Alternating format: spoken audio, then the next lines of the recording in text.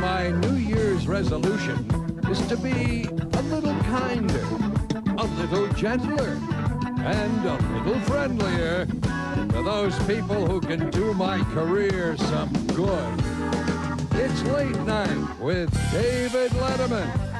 Tonight, Catherine O'Hara and comedian George Miller.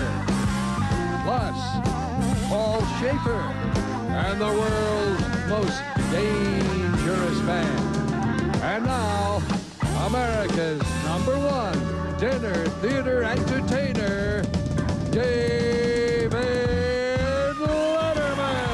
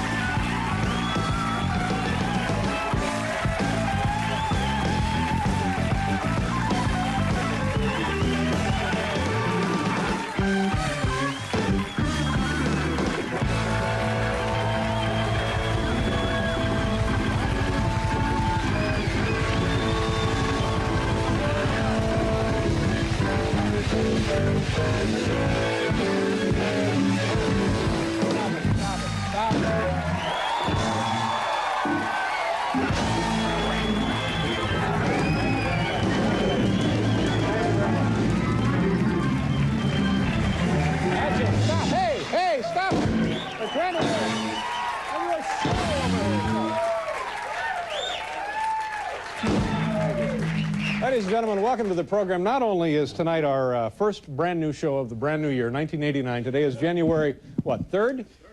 No, January 3rd, 1989. Not only is this our first show of 89, it also happens to be, and I just looked this up this afternoon, this is our 1,075th consecutive sellout.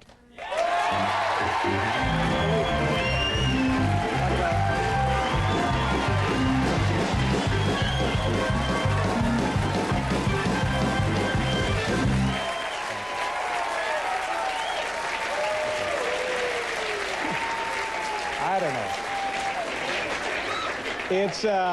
It's now, Robert, the Fantastics is running a little longer than this show has run, but just by maybe 1 or 2 matinees. If it weren't for that, we'd be right there. Right up there. Welcome to the show, kids. You're looking at a troubled man. I had a bad weekend. I went to visit James Brown in prison, and I got caught trying to give him some styling gel. So, you know, it's not going to be a good trip for me at all. Thank you.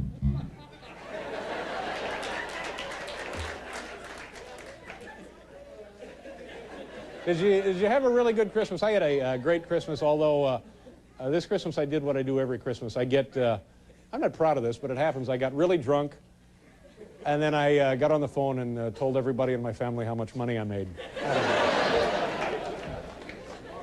Huh? Do what? Thank you very much. Testing. Hello, 1, 2. So today, and to cap things off, I'm in Woolworth's now. And I'm just tired of being pushed. I almost got into a fight by the manager. You know, all the Christmas items are half off now. So I go over and I select a pair of snowman candle holders. And I take them up to the register and the guy says, "Sorry, those are winter items, not Christmas items."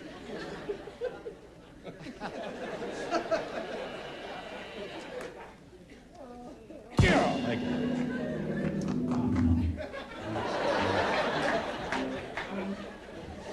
Ladies and gentlemen, today is January 3rd, and I would like to remind President-elect George Bush he has 18 days to reconsider Dan Quayle.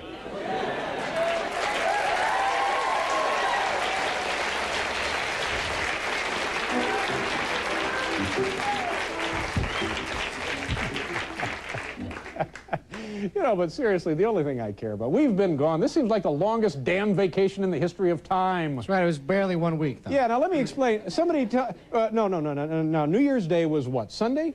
Yeah. Sunday. New Year's Day was Sunday. That ought to be it. New Year's Day is Sunday. That's the first of the year. Boom, we celebrate it. Let's get on with our lives. But no, we have to celebrate it on Monday. No one else was upset by that? You know, not even that can trouble me because I have the satisfaction of knowing that tonight is our 1,075th consecutive.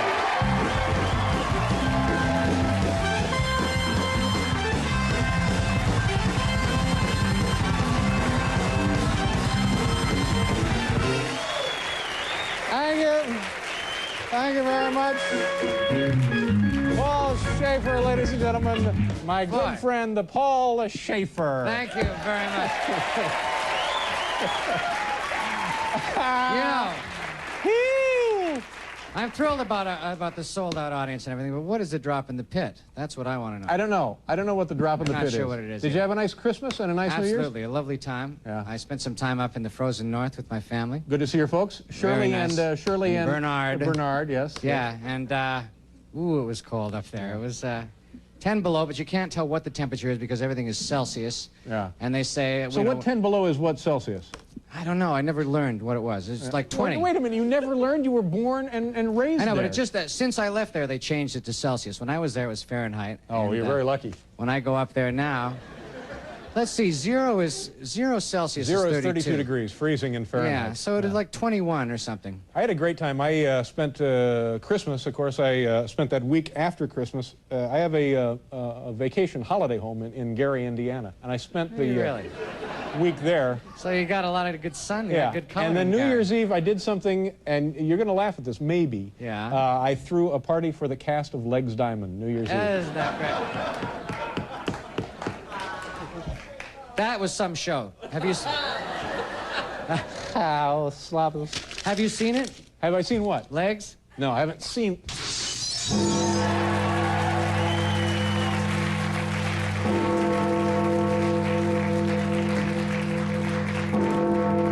All right. Good Lord. Did you happen to see the Fiesta Bowl parade on NBC? No, sir. Oh, geez, it was exciting. I normally don't go in for televised parades, but the Fiesta... Oh, there it is right there. Let's take a look at that. Wow, look at that. Wonderful. It's colorful. There are people doing wacky antics. It's virtually anything All you'd want in a separate parade. ball And players. we were proud to Many have... of them Hi, having how a are you, ma'am? great Nice to time. see you, sir. That was the Fiesta Bowl parade. So, Gosh, I watched every last minute of that. yeah. Paul, since it is the first show of the brand new year, 1989, I understand you have some, I don't know, words of wisdom, words of reflection, something you'd like to say to the North American viewing public? Well, as a matter of fact, I do, Dave. All right.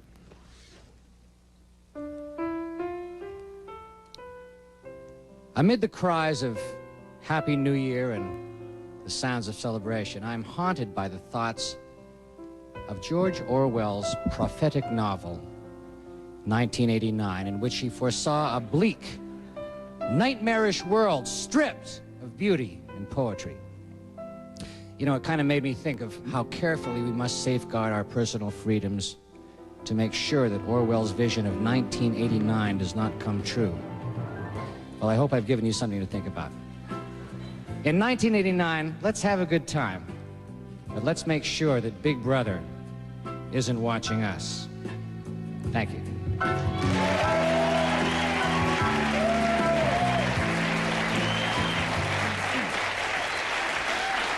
Thank you, Paul. Big Brother won't be watching us, and neither will anyone else. I almost hesitate to bring this up, but the Orwell novel you referred to there is it's 1984, Paul. What? It's 1984, not 1989, 1984. 1984? Yeah. Ah. Oh, so that means we're already in the clear. That's right.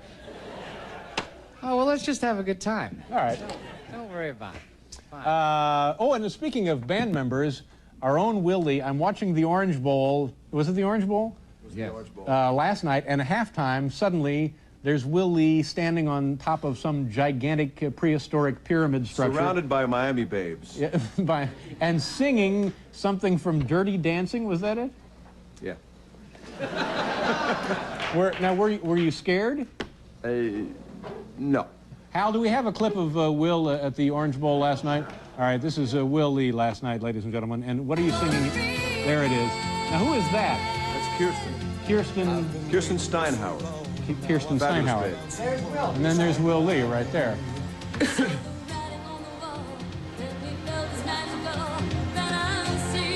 this is the Dirty Dancing anthem, right? Well, I sang it originally on the record. Who sang that? Okay. All right. Thank you very much. There he is. Very nice, Will. All right.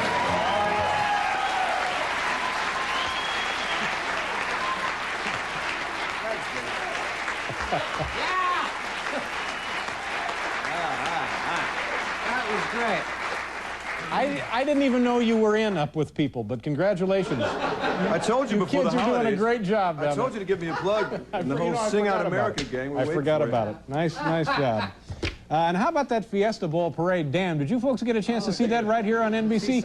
Wow, it had everything you need.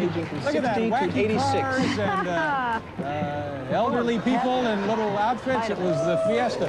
It was more than a parade, it was a fiesta. It was a combination of the two. Yeah, all right. Let's do our top 10 list. Is that what we're up to now here?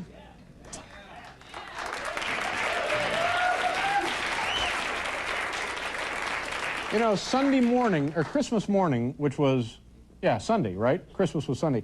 I saw two guys on the West Side Highway out of their car having a fist fight. Christmas morning. Oh, that's nice. What a touching story. And did you, as a good Samaritan on Christmas Eve? Oh, no, I got on it. Straight right through. No. Rolled that power on. Gee, well, Took a beat on the northern plains and rolled that power on. Here we go. It's a nice story. The category tonight, my top 10 New Year's resolutions. Me personally, Dave Letterman, my top 10 New Year's resolutions. Here we go. Number 10, wear ascot every day, not just for Sunday walks. Number 9, plump up my lips with silicone. Number 8, break it off with Mrs. Robert C. Wright. Number 7, make sure the car trunk is really soundproof. Number 6, to never again try to pet a monkey while he's urinating.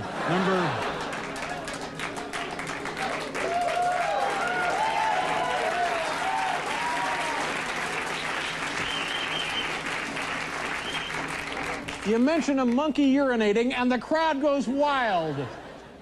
Certain things are gold in this industry. Number 5, to be more understanding of arrogant red-headed celebrities who claim to have led previous lives. Number 4.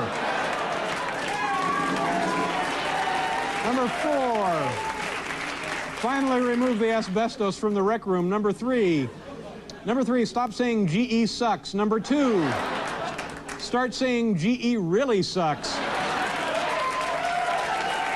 And my number 1 New Year's resolution, slowly convince my mother that her name is Steve.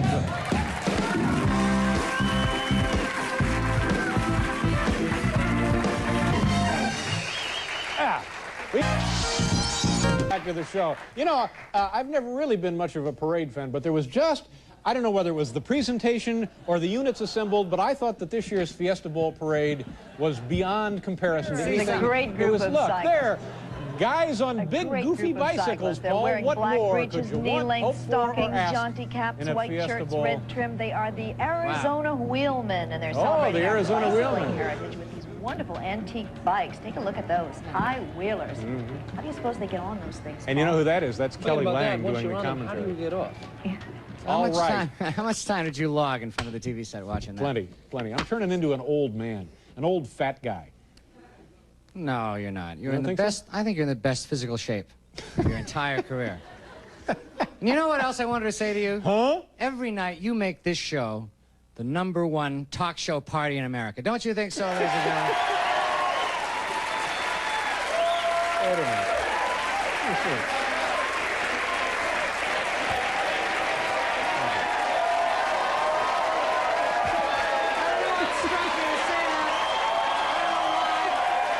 Something nutty.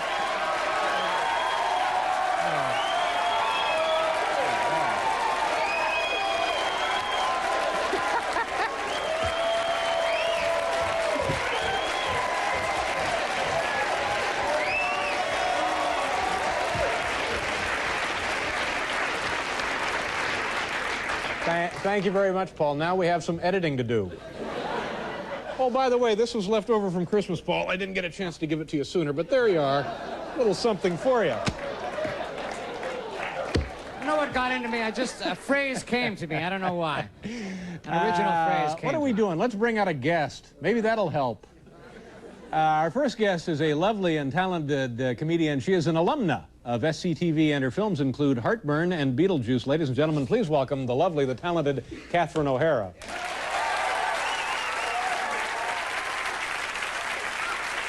Hi. Nice to see you. Thank you for being here.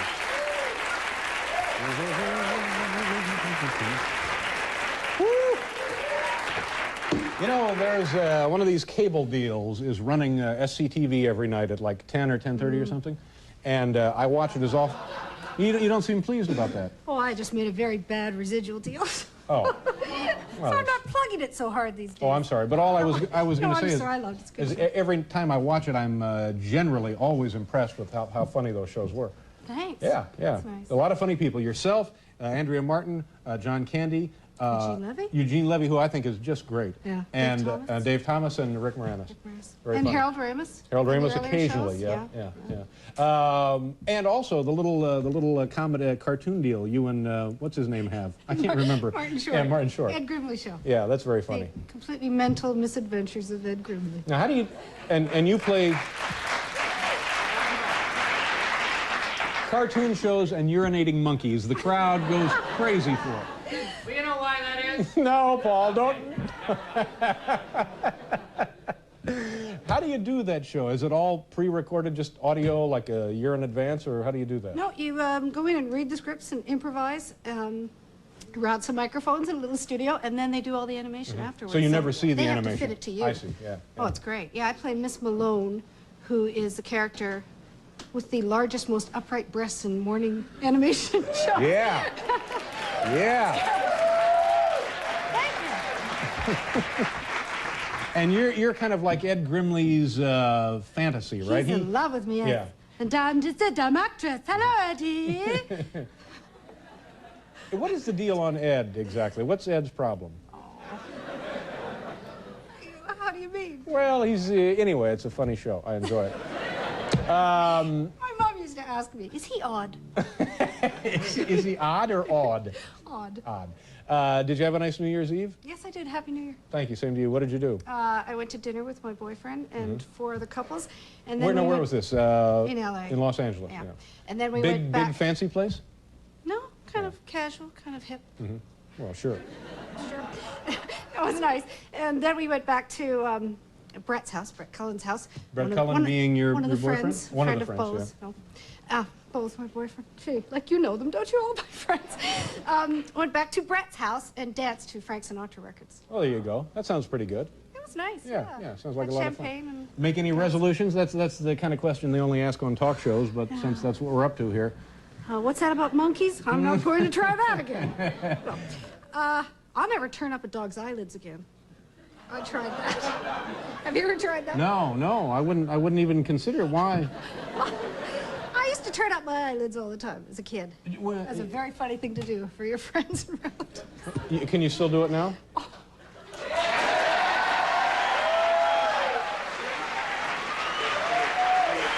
So you're talking about physically folding up your eyelids? But I swear, I haven't done this for years, and I did it a while ago at a dinner table. And I've never gotten such a reaction. It was like I turned into Elephant Man. All of a sudden, people went, oh! Yeah. Like, really? They were sickened by it, weren't they? Yeah. Well, give it a shot. Just try one. I'm going to hurt myself. Don't any child try this at home. No, of course not. Do you need a straight edge or anything to help fold it up? Oh,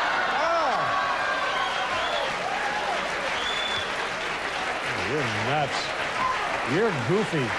We have to do a commercial, and I mentioned Joe Flaherty's name. Yeah, I'm very sorry. Joe. Is there anybody else I left out of that group? Yeah, I hope not. Yeah. Anyway, they're all very, very good, yourself included. Are you getting ready to go on vacation? Just came from a vacation? You have a winter vacation? Ever go on a winter vacation? I hope to go skiing again. Yeah? I learned to ski last year. Where did you go? Went to Big Bear for a day. That's right near Los Angeles, isn't it? Uh-huh. Yeah. Oh, it's amazing. You go up 2-hour drive and you're in snow. It's great. And then we went to Aspen for a few days. Tim Burton, who directed Beetlejuice, rented a house in Aspen last year and let us come. What is Aspen like, having never been there? I hear that it's just like paradise, but overrun with movie stars. No offense. We didn't see any. Anne Margaret was there, but I didn't get to see her. She had a skiing entourage, skiing around her. But what is it like when you get into Aspen? What is it like? Well, in town, it's kind of cute. Yeah. But like an old Swiss village or something? Yeah. But it's very beautiful, especially at nighttime in the snow, and it's really pretty. Yeah. I got in a horrible skiing.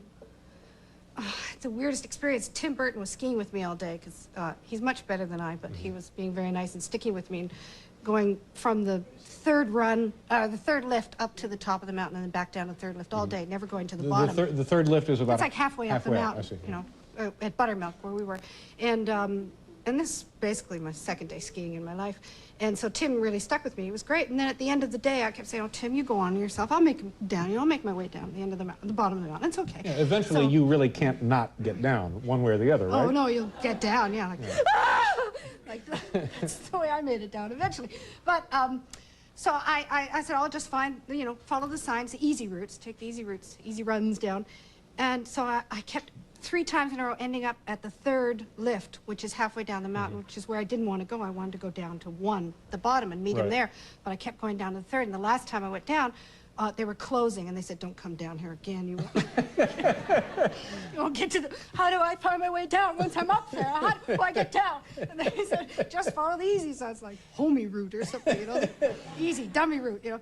So then there were, thank God, there were a few people going down when I was, got to the top again, and so I followed some people, but then I got lost again, and I got on like an intermediate or advanced, you know, run, and it was getting dark, and it's starting to snow, and I thought it was like a ranger, some kind of ranger episode. Helicopter, find me, sure. You know, 5 days later, and eat off your own foot or something, one of those deals?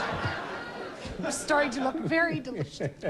And so I thought, I mean, there are moguls, you know, bumps, and I couldn't see that my body was just like going down, you know, like this, and so I could see there was a run through the trees over there, you know, so an easier looking run to me. I couldn't see much. But I thought, that's it, that's got to be it. You know, I look back up the hill and I see the signs. Yes, I took the wrong one again. So I think I'll just go through the trees here. So I start going through, and my pole gets stuck way down. So I think, oh, I'll take my skis off and walk across. There you go. Do you know anything about skiing? No, nothing. The middle of the runs are not to be walked on. Oh, really? No. So I took one ski off, and I put my leg down, and it went up to my thigh, the snow. Oh, you're like thigh deep in snow. Oh, yeah. And I couldn't get out, and I put, you know, if I put any weight on a hand, my hand would go down up to my shoulder, and I was like, oh, I started really panicking. I thought I'm going to drown in the snow. You know. Well, not for a few months, maybe, but eventually, yes. No, but it was like that. I was just sinking. Every time I put any body weight, you know, anywhere, I was like, oh, you know, and then I'd see a couple of people go by, you know, this is, at the end of the day, I'd see a couple of, you know, no one heard me. So I finally, like, lay on the 2 skis and dragged myself, and it took, I was like 25 feet, I think, but it took so long, and I was like, really, so panicked, really thought I was going to die. So then I finally get back on a hill, and I go down, and I'm on like a really advanced hill, going down like this, and I'm headed right for the 3rd lift, which is in the middle of the mountain. And I see a bunch of, like a little group of people, tiny group of people going across to a Jeep, and I see it's 1 car left in the parking lot there, and if I don't get to them, that's... Yeah, you're done forever. Well, that's pretty much for me. Yeah. Right? So I just sat on the skis and screamed all the way down, wait, wait, wait, wait, wait, and then I got in the car, and they're like the coolest family, and the grandparents and their daughter, and their little tiny kid like this, you know.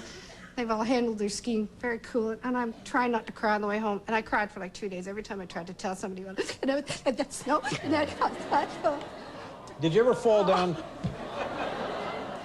I love a good awe. But this didn't discourage you from pursuing it again? No, I went back the next day, but Good for you. But I had to get everyone to stick with me. Any films upcoming we should know about? Anything new in your life that you would like to mention? I'm writing right now with Martin Short and Chris Guest and Dick Plasucci for Castle Rock. We're trying to write a movie together. Yeah. And I hope we do it. Well, I hope you do too. I'm sure that would be very funny. And I'd like to plug my sister's record. My sister, Mary Margaret, just came out with a record on... Thanks, Paul. It's been a good show, but I'm telling you, not nearly as good as yesterday's Fiesta Bowl parade. Did you get a chance to see that? Damn, I found my... Look, there it is again. Those giant green things going down the street, and then these guys with huge bats. At that. Wow, you can't beat it for televised parade excitement, can you? Also on the program, the Goodyear blimp people. Why is that? Well, we called down there to Goodyear blimp headquarters. Yes. How would you like to have that on a business card? Well. And we asked, could we borrow your blimp for our big anniversary show? That would have been lovely. Yeah, and so the Goodyear blimp boys tossed it back and forth at some kind of mid-level corporate meeting, and they said, maybe yes, maybe no. And finally, today they called up and said, no, you can't use the blimp. And if... Yeah, we're not allowed to use an American blimp, so maybe we'll go to the friendly folks at Fuji, a fine Japanese company.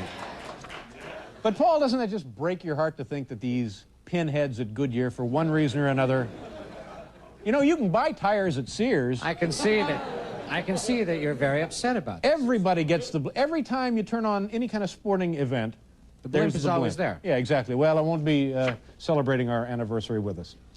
The Goodyear blimp boys said no. Sorry about that. They're weenies. Because what we wanted to do, you know, you can display messages on there, and we wanted to say, you know, happy 7th anniversary and good luck from NBC, and also bite me. We just wanted to see that going across the blimp. Maybe that had something to do with... Well, they didn't know about that. Ah. We hadn't even gotten... That's a whole I see. different meeting. We're going to wait till they said, yes, you can have the blimp. I see.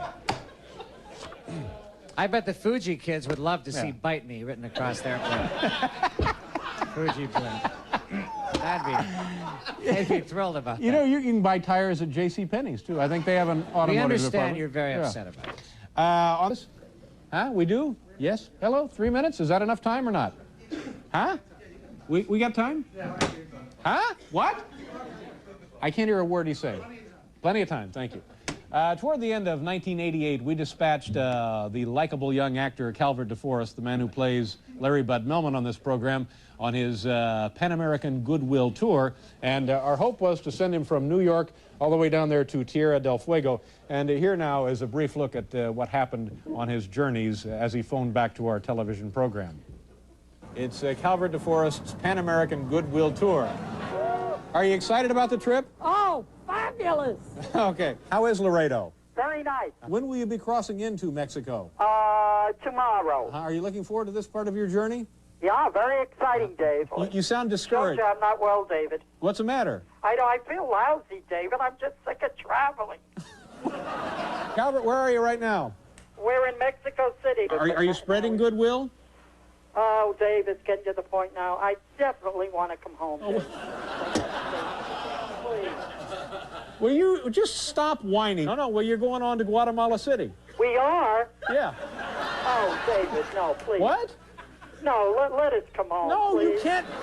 David, I've been feeling too well. I've been getting caustic and everything else. Calvert, how are you doing, sir? So, David. Yeah. I'm going to give you 3 choices. You can continue, you can come home, or you can leave where you are right now, and we'll send you to Disney World. I'd just rather come home, period, even without the Disney World. So we did. We brought him home. Here he is, ladies and gentlemen, Calvert DeForest.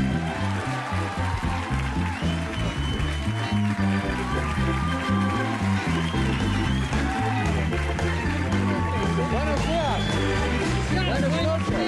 Buenas noches. All right,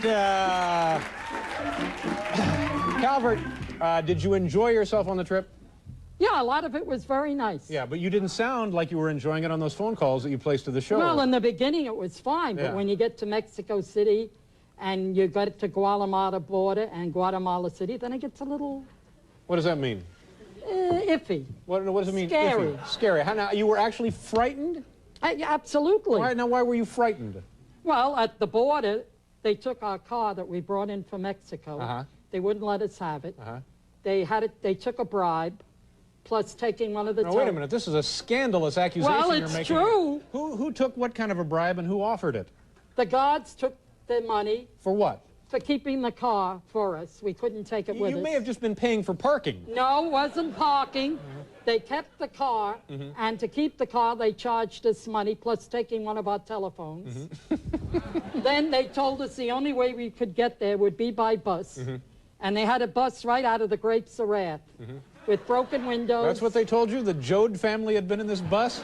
No, I figured that out for myself. Live chickens on board. Of course. Now, where was that? 5.5 hours to reach hold it right there. Guatemala. I think part of your problem might have been this. Were you wearing the hat?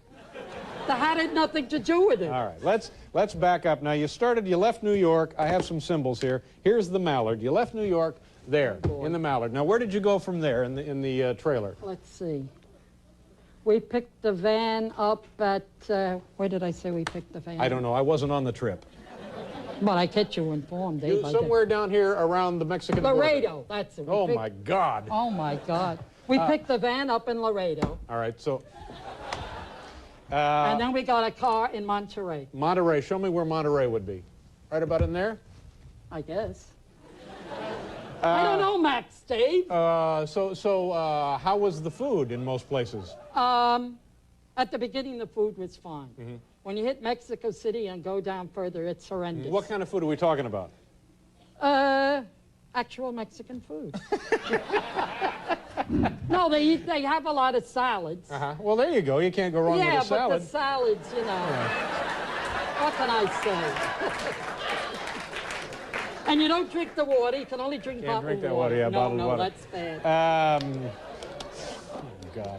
Now, did you know the purpose of the trip? You were supposed to go all the way down here. But Dave, you wanted us to all go by car, right. The whole limit. Tierra del Fuego. But but you can't go by car to Del Fuego. All right, settle down. Now, did you spread any goodwill at all? Sure, Club Med, I spread a lot of goodwill. They were all Letterman fans. Absolutely.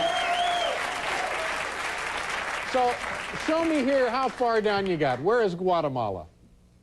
Before you hit Tierra del Fuego. Well, I know that, but it's up here somewhere. It's just south of Mexico, right? So you ended up on foot there. Yes. Did you learn anything from your travels? Not to go there again. But the whole point was to spread goodwill. I realize that, David. They don't speak English down there. How are you going to converse with them?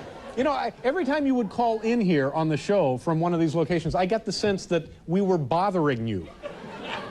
No, you weren't bothering me. They were. I see. Did you get sick at all? Did you injure yourself? In Club Med, I did, Club Med, you did, Broke my glasses, Broke your glasses. Scraped my knee, and the driver got scrounched by sea urchins. Is that right? In his foot, yeah. Sea urchins crawling right there into the car to get him. No, they weren't in the car. He was in the ocean. But summing up now, Calvert, isn't it safe to say that people, wherever you go, are pretty much just people? Well, I don't know down there. Most of the time they are. All right, ladies and gentlemen, on that uplifting humanitarian note, we have to pause here for a commercial. We'll be right back. I understand you're upset Michelin about this. and almost any service station anywhere will sell you a pair of tires. Set of tires. Yeah. So we understand. Pirelli, good tires there. I'm sorry that happened. Bridgestone, there's a good name in tires, sure. Firestone, I think, is still in We're business. very sorry about this. My name... Thank you. Thank you very much. Thanks a lot. You ever do this? You're in a restaurant and you have a vegetable, let's say it's corn, and they bring it to you, and in there with that corn, there's one pea. And I'm never sure, is this a mistake? Is this a bonus? Did the pea get in on a pass? What the hell is this one pea deal? I don't know. What about this? Those late-night record offers on television. Original hits by original artists. Oh, no, no, I want second-hand flops by thieves.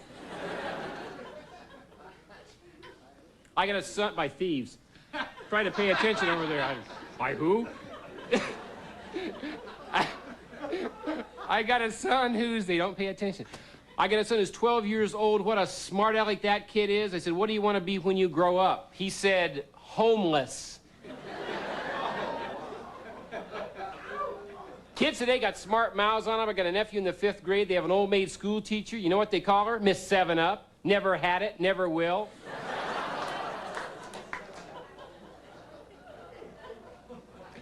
I know one thing as 1989 starts, money and fame don't bring happiness. Look at poor Bruce Springsteen, wakes up with a sheet soaking wet and a freight train running through the middle of his head. What kind of symptoms are those? I've been kind of depressed the last few days. I read this article. It said your car reflects your personality. I don't have a car. Thank you. I don't know what that's for, but thank you.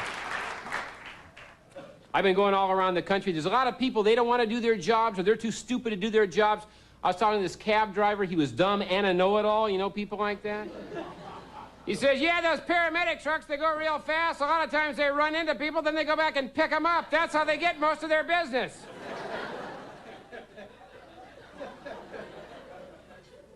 So I'm in this hotel. True story, no joke. I said to the desk clerk, could I leave a wake-up call for 11? The guy actually said this. 11 o'clock? I said, no, 11 a chicken.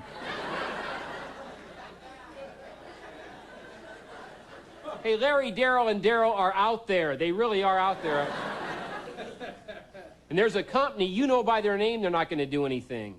U-Haul.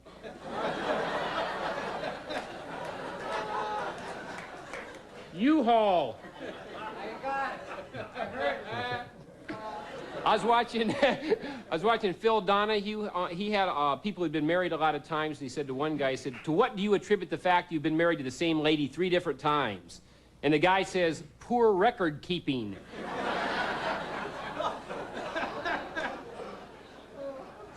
And what about these orgies where everybody does it with everybody else? What would that be like, and what would you say afterwards? Well, was it as good for them as it was for us?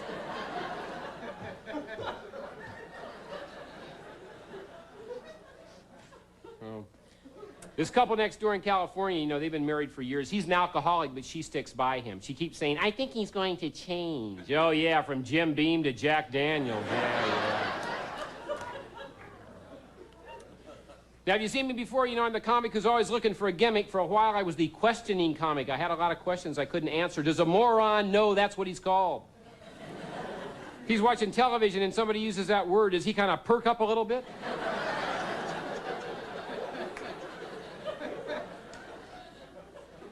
You have Alzheimer's, you get partially cured, then do you have someheimers? Does Richard Dreyfuss really have a nerd brother named Doofus Dreyfuss? You ever get high and go to the supermarket and wish Campbell's soups were in alphabetical order?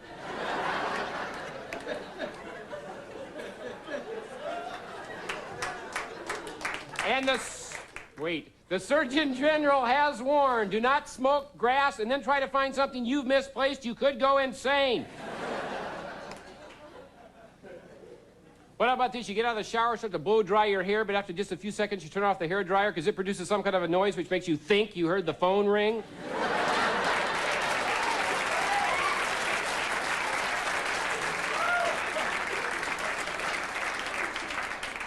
Is that the devil? What the hell is that? David was making a lot of Dan Quayle jokes, but I didn't think that other guy, that Lloyd Benson, he was no prize either. He looked like an old moldy guy from a horror film. If he died in office, how could you tell? When he said to Quayle, "You're no Jack Kennedy," Quayle should have said to him, "You're no Boris Karloff."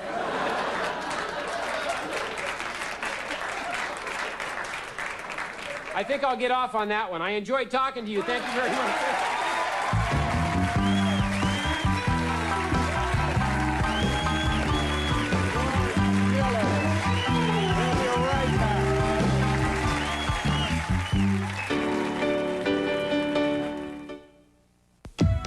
You subscribing to Weekly Reader now? No. I knew that was a kind of a corny joke. Kind of a boy's life kind of joke. So I saved it for your show. Thank you very much. How was your New Year's? My New Year's was good. I had my usual New Year's Eve. I had a can of Hormel chili and went to bed. There you go. Yeah. Halloween was good. Halloween was great. I gave diet pills to all the trick-or-treaters. It was really... Not only could they not eat their candy, they were still busy knocking on doors at 5 o'clock the next morning. I see. So what else you been doing? Let's see, what else have I done? Well, I was trying to do some acting lessons. Pastel. Really? It's well, a lot of nice. people, they always say to me, they say, because this is a sweatshirt, but a lot of times I'll have a sweater and a collared shirt, and people say, "Why do you always wear that?" And the reason, of course, as you probably know, is my favorite comic has always been Mort Saul, who would always wear a sweater and a collared shirt. It's kind of like I'm out of style and I copied. Yeah. It's kind of a... let me ask you a question. What kind of people... You didn't pay no attention to that joke. What kind of people drink Diet Pepsi? Oh, the kind that are fat and thirsty. That's what I thought. Yeah. See, if you do the setups and I do the punchlines, that doesn't work. I know, but I just like that joke. We're not like a team. Although I would like your context. Anything stand out in your mind from 1988? The worst, I think the worst ad on TV, you have these 976 numbers all over, and yet you can get like a wake-up call at your own house instead of a hotel. It's $2. What a horrible idea. You're not even out of bed yet, you're already a deuce in the hole. A deuce in the hole. A deuce in the hole. Anton, yeah. A deuce in the hole. Thank you. That would have worked good in stand-up. Yeah, I know it would have. Now, let's take care of some of these plugs. You're going to be at... Judge's Chambers. No, wait a minute. January 6th through the 7th at George McKelvey's Comedy Club. That's this Friday and Saturday. But now, what kind of guy names it after himself? Well, a guy who he wants to make sure you don't get it mixed up with the other comedy clubs. Right. The Ralph O'Brien Comedy Club's on the other end of town. And he's skimming a bundle, isn't he? Yeah, he's making a lot of... And also, January 20th through the 21st, Judge's Chambers in Norfolk, Virginia.